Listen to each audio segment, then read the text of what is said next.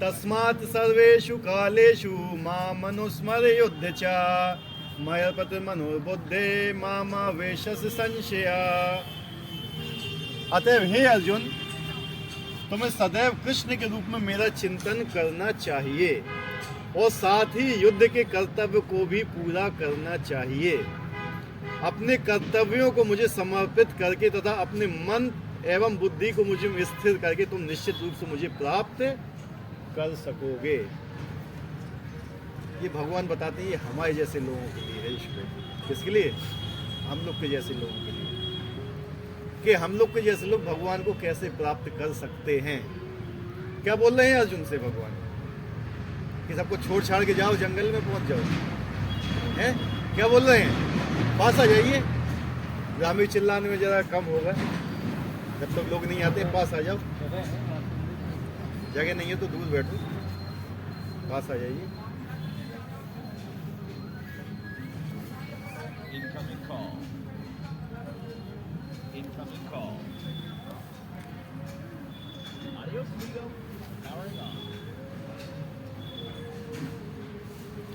तो क्या बोल रहे हैं? अतएव हे अर्जुन, तुम्हें सदैव कृष्ण के रूप में मेरा चिंतन करना चाहिए। किसके रूप में? कृष्ण के रूप में। ठीक है, और किसी रूप में नहीं बोला हुआ है। तुम्हें मेरा कृष्ण के रूप में चिंतन करना चाहिए और साथ ही युद्ध करने के कर्तव्य को भी पूरा करना चाहिए। तुम्हें युद्ध भी करना है और मेरा चिंतन भी करना है। अपने कर्मों को मुझे समर्पित करके, जो भी तुम कर्म कर रहे हो मुझे समर्पित करो तथा मन और बुद्धि को मुझ में स्थिर करके, और मन और बुद्धि को किस में स्थिर करना है? भगवान में।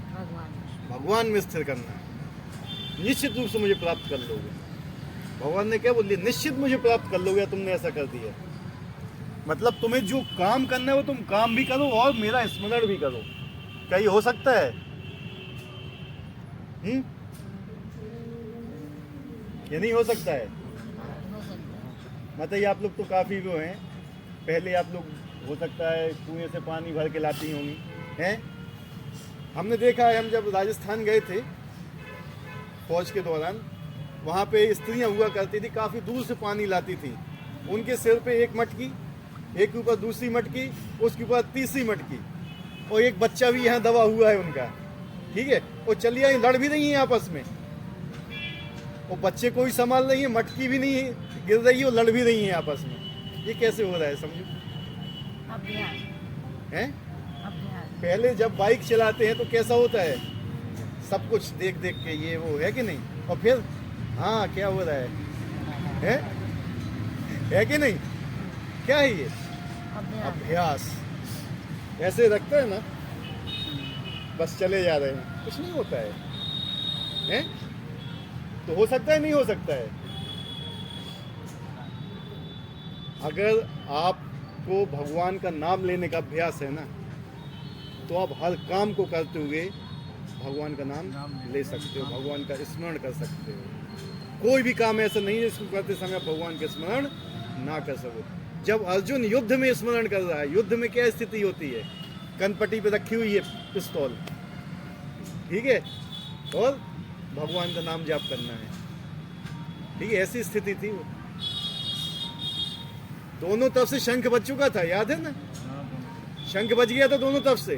कोई भी कभी तीर चला सकता था, कोई अधम नहीं होता उस समय, क्योंकि दोनों तरफ से शंख बज चुके थे। तो अर्जुन क्या बोल रहा था?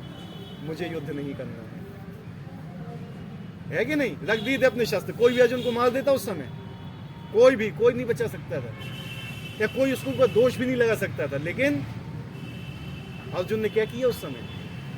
भगवत गीता सुनी। तो हमारे जरा सी चोट लग जाती है हमें, तो भैया आज नहीं, यही होता है ना। ऐसी स्थिति अर्जुन की कि पूरा युद्ध का बज चुका था बाजा, कि कभी भी कोई तीर चला के अर्जुन को मार दे, तो अर्जुन ने शस्त्र छोड़ के भगवान की शरण ग्रहण कर ली और भगवत गीता सुनी पूरे 45 मिनट्स तक। अभी मोक्षदा एकादशी थी ना, ठीक है। तो वही बता दे कि अर्जुन युद्ध भी कर रहा था और भगवान का स्मरण भी कर रहा था। इसी प्रकार से भगवान कहते हैं कि तुम्हें कुछ भी चीज छोड़ने की जरूरत नहीं है। तुम जो भी काम कर रहे हो, कोई भी धंधा कर रहे हो, कोई भी नौकरी कर रहे हो, जिस भी स्थिति में हो, गृहस्थ हो, ब्रह्मचारी हो, वानप्रस्थ हो, सन्यासी हो, तुम अपना कर्म करो। क्या करो? अपना कर्म करो, और कर्म करते हुए मेरा स्मरण करो। तो जो भी तुम कर्म कर रहे हो, जो उसको मुझे समर्पित कर दो, निश्चित रूप से मुझे प्राप्त कर दो। आज मैं नौकरी कर रहा हूँ, ठीक है, कर्म कर रहा हूँ अपना, और साथ में भगवान का स्मरण चल रहा है, वो जो कर्म आता है वो भगवान को समर्पित कर देते हैं। क्या है बताओ इससे ज़्यादा कठिन है? ये बोलते हैं भक्ति योग। ठीक है, जो कुछ भी तुम करते हो भगवान कहते हैं मेरे लिए करो। हनुमान जी ने लंका में आग किसके लिए लगाई थी? अपने लिए लगाई थी। हैं? कितने ब्राह्मण मर गए थे उसमें? ब्रह्म राक्षस, एक भी का पाप लगा? अर्जुन इतना बड़ा युद्ध है, अपने गुरु को मारा, अपने सब लोगों को मारा उसने, उसको पाप लगा? नहीं लगा। क्यों? क्योंकि भगवान की इच्छा के लिए कर रहा था वो। जब हम कोई भी काम धर्म के अनुसार भगवान की इच्छा के लिए करते हैं तो भी हमें कोई पाप नहीं लगता है, क्योंकि वो हम अपने लिए कर्म को हम क्या कहते हैं? समर्पित कर रहे हैं। हमारे स्वामी बनने का वो नहीं है इसमें प्रश्न कि हम अपनी इच्छा के अनुसार कर रहे हैं। बस प्रश्न यही आ जाता है कि हम किसी काम को अगर करते हैं, अगर उसमें हमारा लाभ है तो हम बहुत उत्साहपूर्वक उस काम को करते हैं, लेकिन अगर उसमें किसी दूसरे का हित हो रहा है तो हम नहीं करते। अगर उसमें भगवान का हित हो रहा है, अगर किसी काम में भगवान की प्रसन्नता है तो हम वो नहीं करना चाहते, लेकिन अगर हमारी प्रसन्नता है तो हम करना चाहते हैं। है बात सही कि नहीं? तो यहाँ पर ये चीज़ ध्यान रखना, ये बहुत ही सूक्ष्म चीज़ें होती हैं कि किस प्रकार आप भगवान के स्मरण कर रहे हो। आप घर में खाना बनाती हो, भोजन, अगर आप ये सोच के बनाई कि मैं भगवान के लिए बना रही हूँ, इसका भोग भगवान को लगेगा, तो वही भगवान के स्मरण हो रहा है बनाते समय।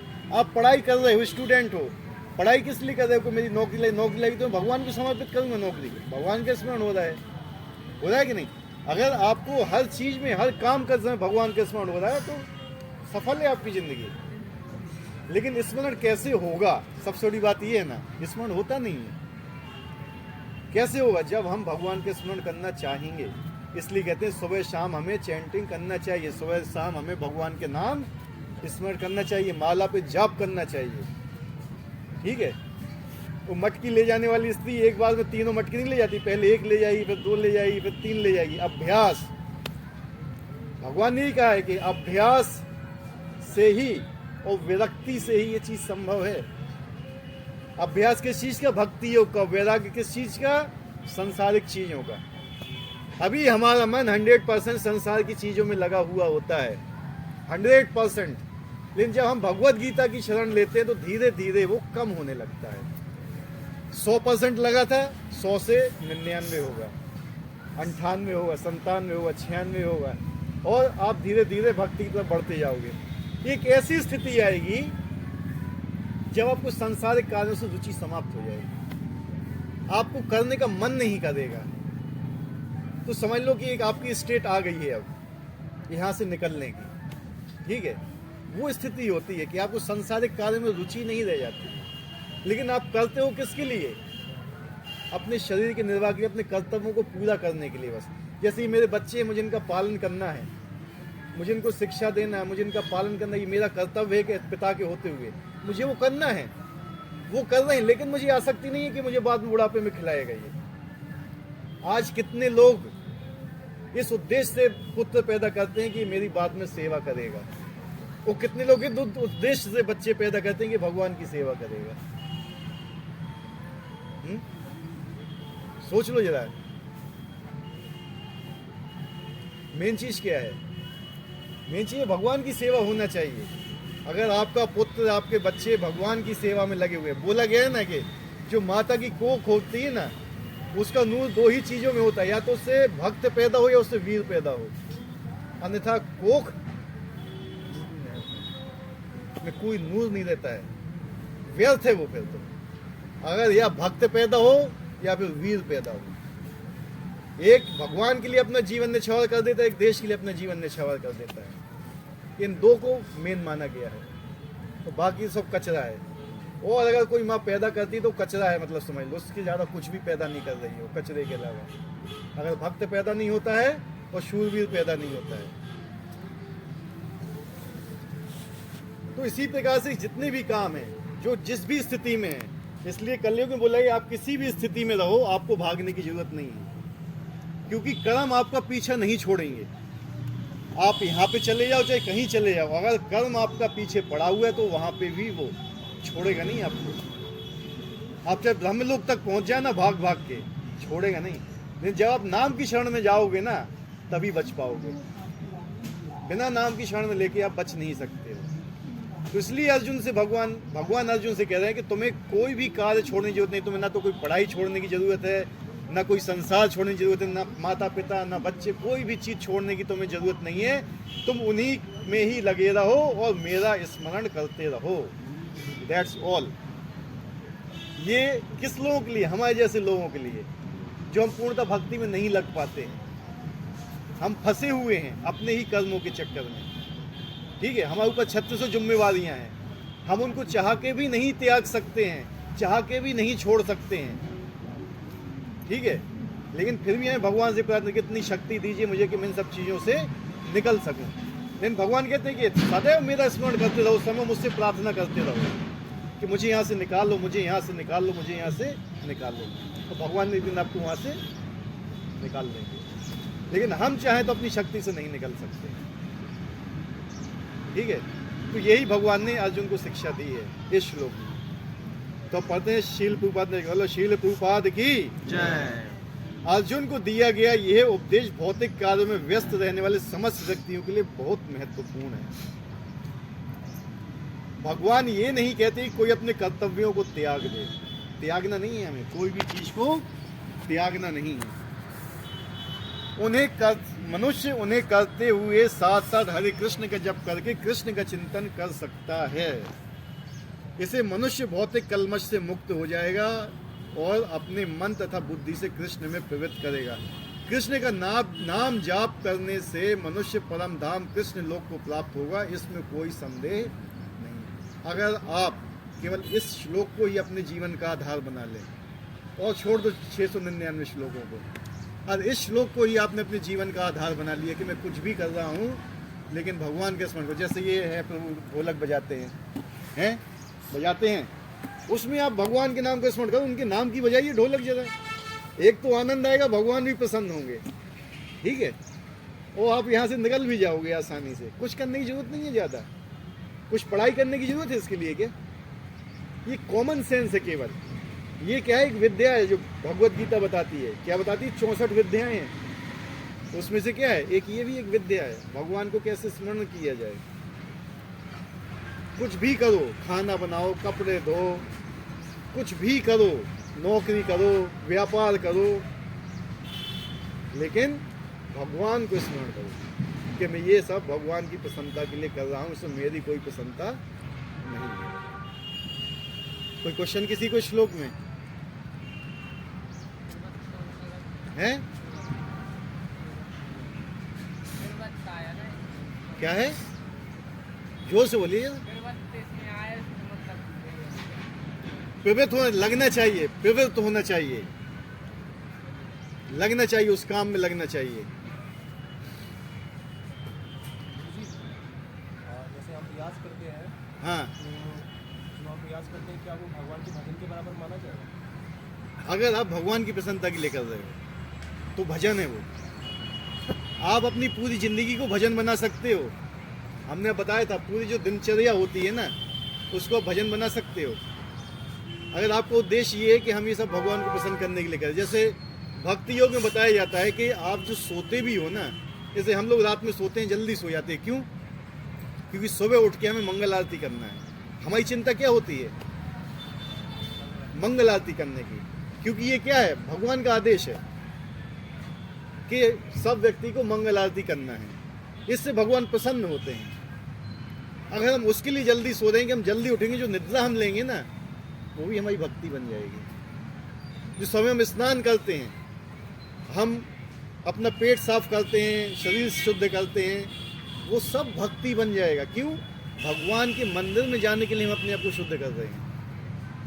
हम प्रसाद पाते किस लिए? कि हमारा शरीर का निर्वाह हो सके, हमारे शरीर में शक्ति है, इससे हम भगवान के नाम का जाप कर सके, भगवान की सेवा कर सकें। हम भोजन इसलिए लेते हैं, समझे बात को। हम नींद उतनी लेते हैं जितने में माला जाप करते समय निद्रा ना आए। माला जाप करते समय निद्रा आती है ना, तो माला जाप करते हुए निद्रा ना आए। क्यों? क्योंकि बोला गया कि माला जाप करने में निद्रा नहीं, तो हम उतनी नींद सफिशिएंट लेना चाहिए। तो वो भी एक भक्ति हो गई। सोना, नहाना, धोना, हर चीज़ ये भक्ति हो जाएगी। ठीक है।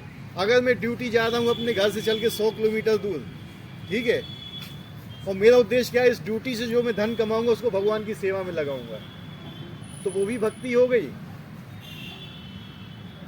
समझ रहे हैं ना बात को।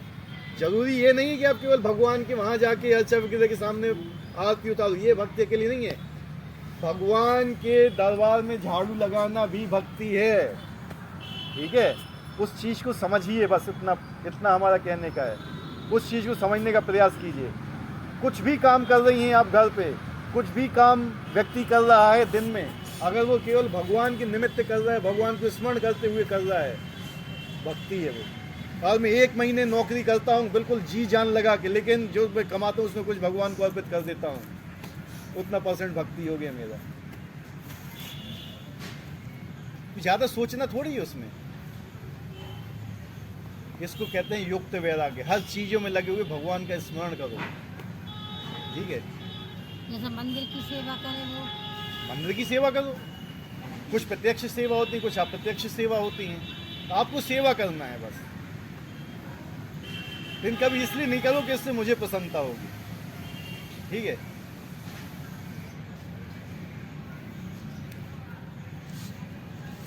तो इसमें क्या बोलते हैं? अभ्यासेन कौन्तेय युक्तेन चेतसा नान्यगामिना परम पुरुषम दिव्यम याति पाथ अनुचिंतयन्। हे पाथ, क्या बोल रहे हैं भगवान? हे पाथ, जो व्यक्ति मेरा स्मरण करने में अपना मन निरंतर लगाए रखकर अविचलित भाव से भगवान के रूप में मेरा ध्यान करता है। किसके रूप में? भगवान के रूप में मेरा ध्यान करता है, वो मुझको अवश्य ही प्राप्त होता है। ना परमात्मा के रूप में, ना ब्रह्म के रूप में। किसके रूप में बोला है? भगवान के रूप में जो मेरा ध्यान करता है वो मुझे निश्चित रूप से प्राप्त कर लेता है। फिर से पढ़ लो, देखो। हे पार्थ, जो व्यक्ति मेरा स्मरण करने में अपना मन निरंतर लगाए रखकर अविचलित भाव से भगवान के रूप में मेरा ध्यान करता है, वह मुझको अवश्य ही प्राप्त होता है। एक चीज यहाँ बताई गई है कि जो व्यक्ति जिस चीज का स्मरण करता है ना, उसका स्वभाव भी वैसे ही हो जाता है। ठीक है। जो व्यक्ति पैसे का स्मरण करता है ना ज्यादा, उसका स्वभाव बनिया कैटेगरी में आ जाता है, अपने आप आ जाता है, उसको कुछ करने की जरूरत नहीं पड़ती है। ठीक है। जो भगवान के चिंतन करता है उसका स्वभाव भी वैसे ही हो जाता है, उसमें भगवान के गुण आने लगते हैं। ठीक है। इसलिए भगवान कहे कि मेरा स्मरण करो। आपको अपने अंदर जितनी अनर्थ है ना, उसको अलग करने की जरूरत नहीं पड़ती है। भक्ति योग में क्या है? हमें अपने अंदर हमारे अनर्थ है, जो कमियां, उनको अलग करने की हमें जरूरत नहीं है। हमें केवल क्या है? भगवान का स्मरण करना है। अगर हम भगवान का स्मरण करेंगे तो ऑटोमेटिक चले जाएंगे। वो क्या होगा? ऑटोमेटिक। हमें अलग से निकालने के लिए प्रयास नहीं करना है उनको, वो अपने आप ही चले जाएंगे। ये होती ही भक्ति योग की प्रक्रिया। भगवान को स्मरण करने, स्मरण करो, पॉजिटिव चीज अंदर आएगी तो नेगेटिव चीज अपने आप चली जाएगी। इसका उदाहरण बताते हैं। शीशी लेना, शीशी में स्याही भरी हुई है, या तो आप स्याही को निकालो या उसमें आप पानी डालना चालू कर दो। क्या होगा? कुछ देर के बाद अपने आप स्याही निकल जाएगी सारी, और वो साफ हो जाएगी। ऐसे स्याही निकालोगे तो निकलेगी नहीं, और कुछ ना कुछ में बची ही रहेगी। लेकिन यहाँ से आपने उसमें पानी डालना चालू किया, उस बोतल में सटक लगा दो, पानी जाता रहने दो, जाता रहने दो उसको, और एक समय ऐसा आएगा पूरा क्लीन हो जाए। इसलिए लगातार आप भगवान का नाम स्मरण करते रहो, भगवान का नाम जाप करते करो, एक दिन आपका हृदय शुद्ध हो जाएगा, क्लीन बिल्कुल। अंतःकरण इसी से शुद्ध हो जाएगा। अंतःकरण ही तो शुद्ध करना है हमें। बहुत मैला है, बहुत ज़्यादा मैला है, क्योंकि इससे हमें कहीं भगवान के नाम का स्मरण नहीं होता है। हमें स्मरण होता है बीवी, बच्चे, पैसा, धन, जायदाद, हमारा मन इसी में घुसा हुआ है। इससे अलग करना है हमें अपने मन। ऐसे अलग नहीं होगा जब तक भगवान का नाम स्मरण नहीं करेंगे। स्मरण करोगे तो इससे अपने आप चला जाएगा, नहीं तो जिंदगी में कभी नहीं जाएगा। इस श्लोक में भगवान कृष्ण अपने स्मरण किए जाने की महत्ता पर बल देते हैं। महामंत्र हरे कृष्ण का जप करने से कृष्ण की स्मृति हो आती है। भगवान की शब्दोच्चार ध्वनि के जप तथा श्रवण के अभ्यास से मनुष्य कान जीव मन व्यस्त रहते हैं। क्या कहते हैं व्यस्त? कान रहेगा, जीव रहेगा और मन रहेगा। ठीक है, 3 चीजें होती हैं ये। हमारी कितनी इंद्रियां होती हैं? 5 है ना वैसे। कर्मेंद्रियां कितनी हैं? तो 10 हो गई, एक मन हो गया, 11 इंद्रियां हो गई। हम जब भगवान का नाम लेते तो कहाँ से लेते हैं? जीभ से लेते हैं ना। तो सुनते कहाँ से हैं? कान से। तो 2 चीज अगर एंगेज हो जाती हैं बहुत सही है। तीसरी चीज हमारी त्वचा किसके लिए होती है? माला जाप। चौथा आंखें और सामने महामंत्र रखा हो। ठीक है, और भगवान का विग्रह रखा हो सामने, तुलसी पत्र रखे तो उसकी खुशबू भी नासिका में आती है।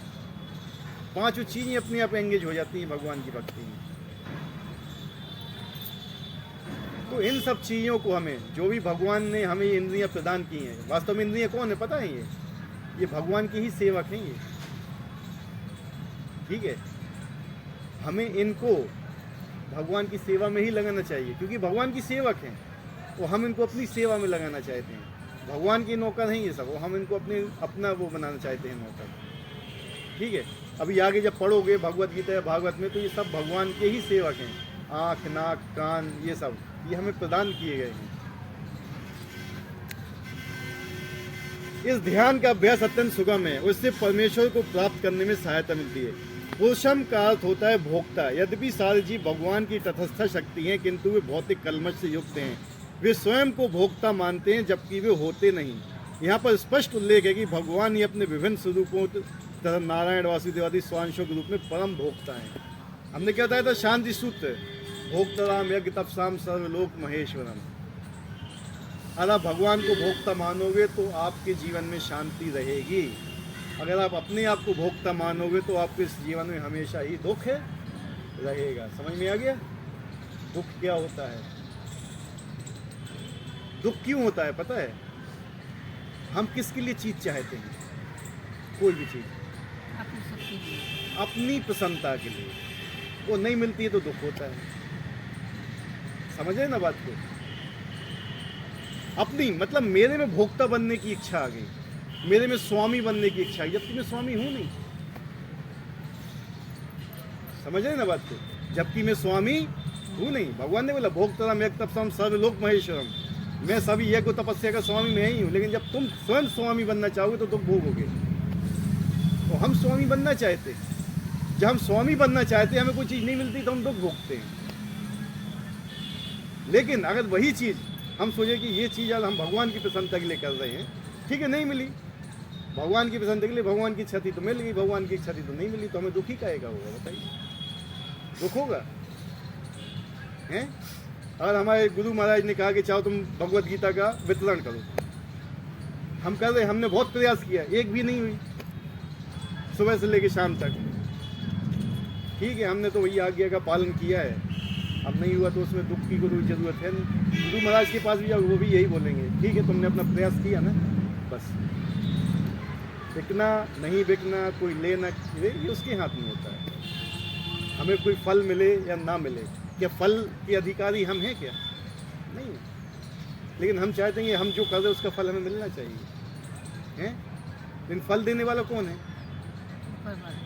फल देने वाला कौन है? भगवान है ना। और भगवान फल दे रहे हैं तो जो दे रहे हैं उसको एक्सेप्ट करो फिर। और हम दुख होते नहीं, हमें तो इतना चाहिए था, हमें इतना कम क्यों दिए? दुख का कारण है ही नहीं। ये जगत दुखालयम तब है जब हम इसको अपने भोग में लगाना चाहें, और हम भगवान की सेवा में इसको लगाना चाहिए तो कहीं कोई दुख है ही नहीं, वैकुंठ है ये, यही वैकुंठ है। और इसको आप भगवान की सेवा में लगा दोगे तो, लेकिन हम लगाना नहीं चाहते। वो हमें सुख और दुख के कारण में फंसे रहते हैं, और इसको फंसाता है हमारा मन, क्योंकि मन कभी भगवान का नाम नहीं लेना चाहता है। मन कभी भी भगवान का नाम नहीं लेना चाहता है। तुम भगवान का नाम लोगे मन भागेगा, मन स्थिर नहीं रहेगा। जब किसी को डंडे मारोगे तो क्या होगा, हैं? भागेगा ना कि वहीं बैठा रहेगा। जब भगवान का नाम लिया था तो मन को डंडे पड़ते हैं, तो मन भागता है, तो तुम्हें उधर ले जाएगा। तुम्हें ऐसी सी चीज़ आएंगी, याद आएंगी, तो कभी याद भी नहीं आई होंगी, वो नाम जाप करते समय याद आएंगे, क्योंकि वो भागते कहते इस चीज़ को तो देखो, इस चीज़ को तो सुनो, वो भी तुम्हारा काम है, ये भी काम है। उससे मन को कहो शांत रहो, 22 घंटे तुम्हारे लिए, 2 घंटे भगवान को दे देने दो मुझे, ठीक है। जैसे स्त्रियाँ होती हैं ना परिवार में, ये जिंदगी भर कष्ट देती हैं पति को, ठीक है, परेशान करती हैं, तो क्या है ना, पति लोग क्या है, इस समय माला जाप करने के लिए निकालते समय को सो रही हूँ। मैक्सिमम भक्त होते हैं, मजाक कर रहे हो, इसको सीरियस मत लेना, ठीक है। तो ऐसा समय निकालना चाहिए माला जाप के लिए जिस समय कोई भी व्यवधान ना हो।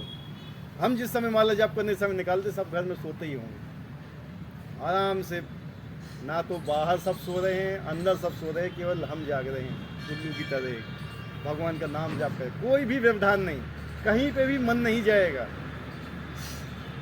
समझे, कहीं पे भी मन नहीं जाएगा आपका। सब सो रहे हैं, उनको सोने दो, बाहर की दुनिया भी सो रही है, सब कोई सो रहा है, और वातावरण बढ़िया शांत है, भगवान का नाम लो, 2 घंटे में अपनी माला जाप करो, खत्म करो। वो ऐसे में करोगे माला जाप तो नहीं टिकेगा, बहुत मुश्किल हो जाता है। तो अभ्यास जो मेन चीज़ होती है ना, आपको अभ्यास करना है भगवान का नाम लेने के लिए। जब तक अभ्यास नहीं करोगे भगवान का नाम का स्मरण नहीं होगा आपको। गाड़ी चलाने के लिए अभ्यास करना पड़ता है ना। कौन है जो एक बार मोटरसाइकिल एक ही बार में सीख गया हो, गिरा तो हो गई, या साइकिल एक ही बार में सीखा हो, गिरा तो हो गई, एक बार नहीं 2 बार गिरा हो, 3 बार गिरा हो।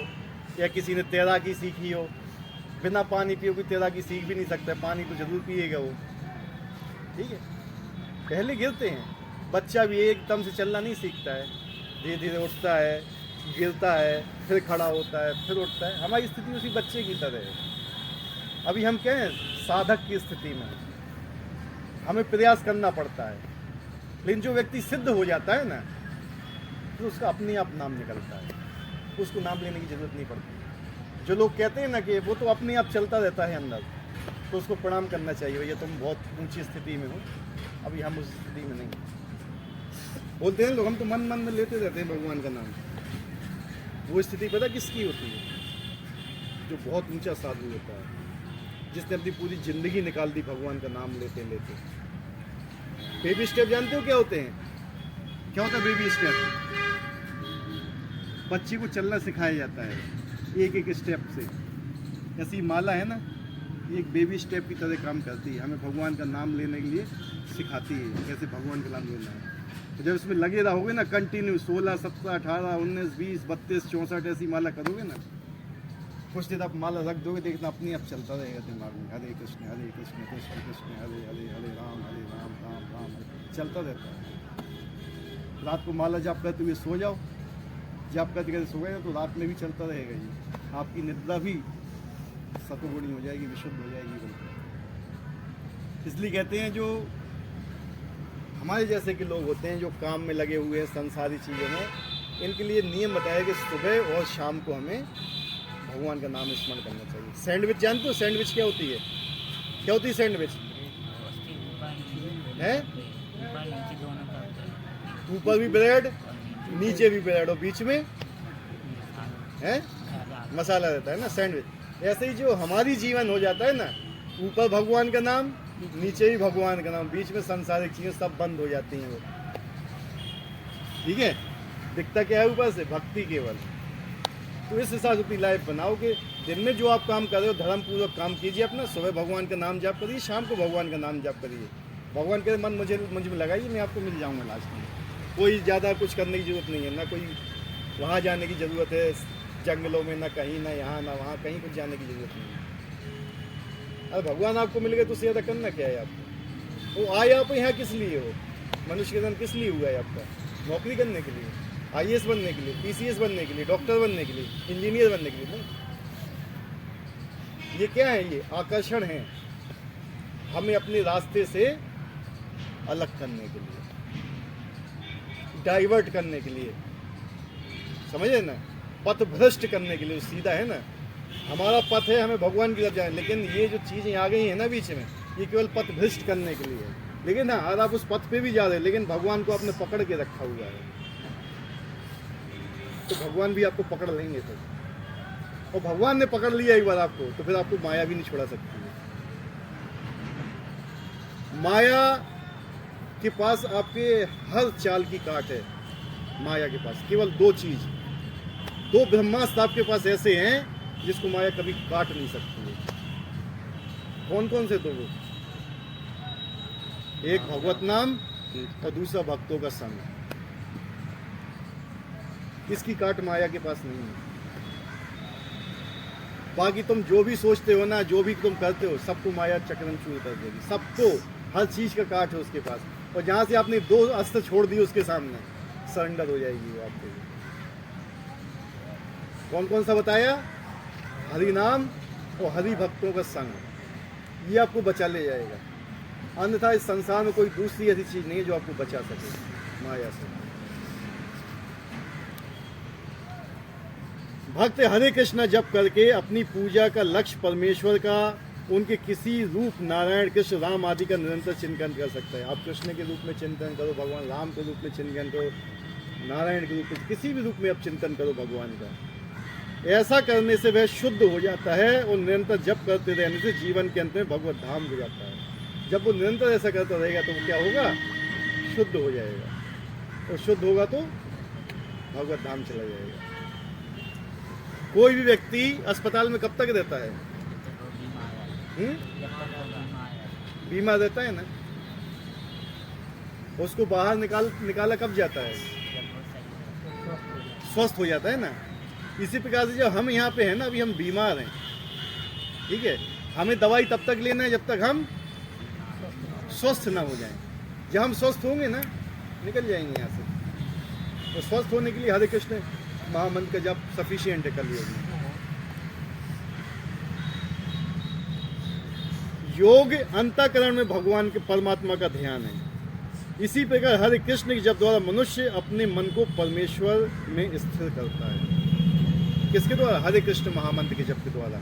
हमारा मन को स्थिर करने के लिए, मंत्र मतलब क्या होता है? मन से बना हुआ मंत्र।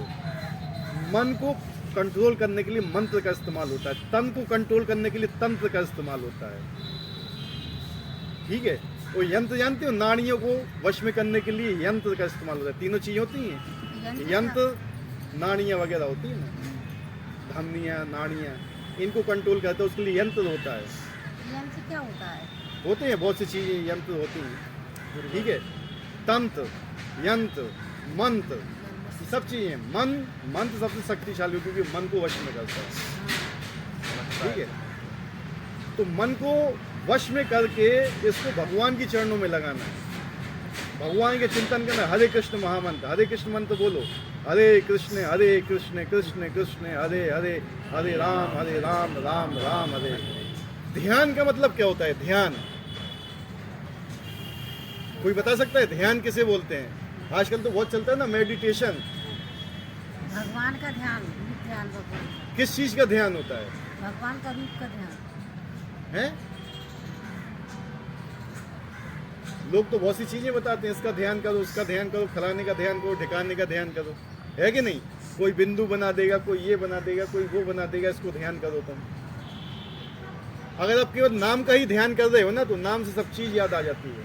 अगर आप किसी व्यक्ति का नाम बोलते हो, समझे, तो नाम बोलते साथ उसका चेहरा सामने आएगा आपके? नहीं आएगा, है? उसके गुण भी सामने आ जाएंगे, उसकी लीलाएं, वो क्या करता है क्या नहीं करता, सब आ जाएगा सामने, कि नहीं आ जाएगा? आपके सामने किसी एक व्यक्ति का नाम ले दिया हमने, तो उस व्यक्ति का सब कुछ याद आ जाएगा आपको। पहली सीढ़ी क्या है? नाम, ठीक है। तो पहला चीज है नाम। नाम बोलने से ही उस व्यक्ति का चेहरा याद आ जाएगा, उसके गुण याद आ जाएंगे हमें, वो कैसा है, वो क्या काम करता है, वो सब याद है। जब हम भगवान का नाम लेते हैं तो भगवान का रूप अपने आप ध्यान में आ जाएगा। अलग से रूप ध्यान करने की जरूरत नहीं पड़ती है। केवल नाम लोगे, नाम से ही रूप प्रकट हो जाएगा, और रूप से ही भगवान के गुण प्रकट हो जाएंगे, और गुण से भगवान की लीलाएं अपने आप प्रकट हो जाएंगी। आपको कुछ करने की जरूरत नहीं पड़ेगी, केवल भगवान का नाम लेना है बस। मन चंचल है, अतः आवश्यक है कि मन को बलपूर्वक कृष्ण चिंतन में लगाया जाए। प्राय उस एक प्रकार के कीट का दृष्टांत दिया था, वो तितली बनना चाहता है। भृंगी कीड़ा होता है, भृंगी बोला जाता है उस कीड़े को।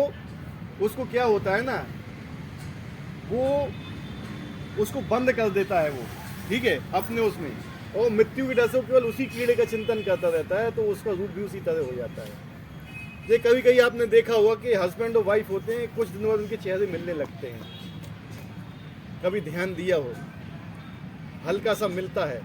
और ये एक्सपेरिमेंट भी हैं ऐसे, ठीक है, जो बहुत दिनों से एक साथ रह रहे हैं, बहुत दिनों से, क्योंकि उनको ही देखते रहते हैं वो, उनका गुण वैसे ही हो जाता है, उनका सोच भी वैसे ही हो जाती है।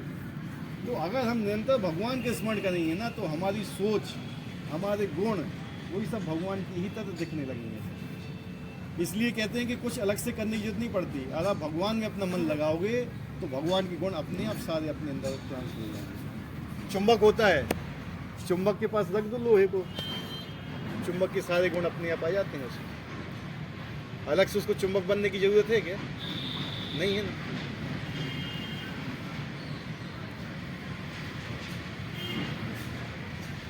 इसी पे यदि हम निरंतर कृष्ण का चिंतन करते रहें तो ये निश्चित है कि हम जीवन के अंत में कृष्ण जैसा शरीर प्राप्त कर सकेंगे। भगवान नहीं बनेंगे, भगवान के जैसा शरीर। क्योंकि वैकुंठ में जो होते हैं, जितने भी जीवात्माएं होती हैं या वो होते हैं, सबके शरीर एक से होते हैं। भगवान का भी वैसे ही शरीर होता है, भगवान के 4 हाथ होते हैं, उनके भी 4 हाथ होते हैं। उनके हाथों में शंख चक्र गदा पद्म होता है, भगवान के हाथों में भी वही होता है। एक से दिखते हैं सब, अंतर केवल एक ही होता है। भगवान के गले में कौस्तुभ मणि होती है। क्या होती है? कौस्तुभ मणि। और यहाँ पे श्रीवत्स का चिन्ह होता है, यहाँ लक्ष्मी जी वास करते हैं, ठीक है। बाकी कोई भी डिफरेंस नहीं होता है। जो वहाँ भगवान के सेवक हैं, भगवान को देखने में कोई भी अंतर नहीं है, सब वैसे ही सुंदर है। सारी स्त्रियाँ लक्ष्मी की तरह हैं। कौस्तुभ मणि होती है वो, कौस्तुभ मणि होती है वो, तो एक मणि गले में धारण किए रहते हैं भगवान, कौस्तुभ मणि। और श्रीवत्स होता है, एक बालों का गुच्छा होता है, गोल्डन कलर का, सुनहरे कलर का। वहाँ पे लक्ष्मी जी वास करती हैं, ठीक है। बस ये 2 चीज़ें फर्क होती हैं, और कोई भी चीज़ फर्क नहीं होती है वैकुंठ में, भगवान में, उनके सेवकों में। वहाँ की जितनी स्त्रियाँ होती हैं सब लक्ष्मी की तरह सुंदर होती हैं, तो जो पुरुष होते हैं सब विष्णु की तरह सुंदर होते हैं, ठीक है। तो वहाँ पे भी वो साथ में ही रहते हैं, लेकिन उनके साथ में रह के ही वो केवल भगवान की ही सेवा करते हैं। उन्हें अलग से अपने लिए कुछ नहीं करते हैं वो, ना वो संतान पैदा करते हैं, ना कुछ पैदा करते हैं। देखो, इसका एक उदाहरण बताया गया है कि आदमी नीची योनि से जैसी जैसी ऊंची योनि में जाता है ना, उसकी संतान उत्पत्ति करने की इच्छाएं खत्म हो जाती हैं। मच्छर कितनी निचली योनि है? कीड़े एक बार में कितनी संतान पैदा करते हैं? 1000 है कि नहीं? हजारों। कितनी? जितनी नीचे की योनियां होती हैं उतना ज़्यादा वो भोग में आसक्त होते हैं, जितनी नीचे की योनियां होती हैं। सुअर कितनी संतान पैदा करता है एक बार में? दर्जनों। निचली योनि। मनुष्य 1 साल में। देवता पूरी जिंदगी में 1, पूरे जीवन भर, जीवन काल में, जितना बड़ा उनका जीवन काल होता है, केवल 1 संतान पैदा करते हैं पूरे जीवन काल में। उसके ऊपर जाएंगे तो जितने भी वैकुंठ लोग हैं वहाँ संतान उत्पत्ति ही नहीं होती है, ठीक है। क्या होती है?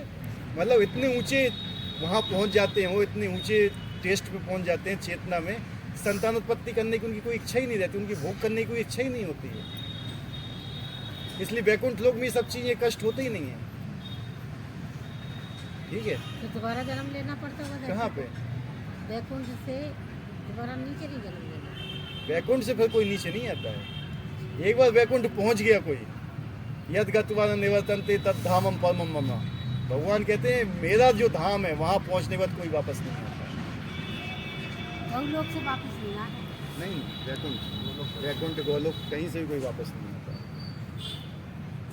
लेकिन वापस भी आते हैं तो उनकी भी कोई कैटेगरी होती है। क्या होता है ना, कुछ लोग ऐसे होते हैं जो अपनी शक्ति से नहीं जाते हैं, लेकिन गुरुजनों की कृपा से वो वहाँ पहुँच जाते हैं, कोई कृपा सिद्ध होते हैं, उन्हें अपने गुरु की बहुत सेवा की, गुरु ने आशीर्वाद दिए तुम वैकुंठ जाओगे, तो पहुँच जाते हैं वैकुंठ। लेकिन उनको वहाँ से फिर आना पड़ता है। किस लिए? वो ऐसा नहीं आएंगे कि उनका पतन हुआ है, वो वापस यहाँ जन्म मृत्यु के चक्कर में फंस जाएंगे, नहीं। उनको अपने कर्म भोगने के लिए आएंगे, अपने आप को शुद्ध करेंगे, फिर चले जाएंगे, फिर नहीं आएंगे। आएंगे लेकिन जाएंगे वैकुंठ ही, वो और कहीं नहीं जाएंगे। जैसे रावण थे, कहाँ से आया था वो? आया था वैकुंठ से ही आया था। वो गया किधर?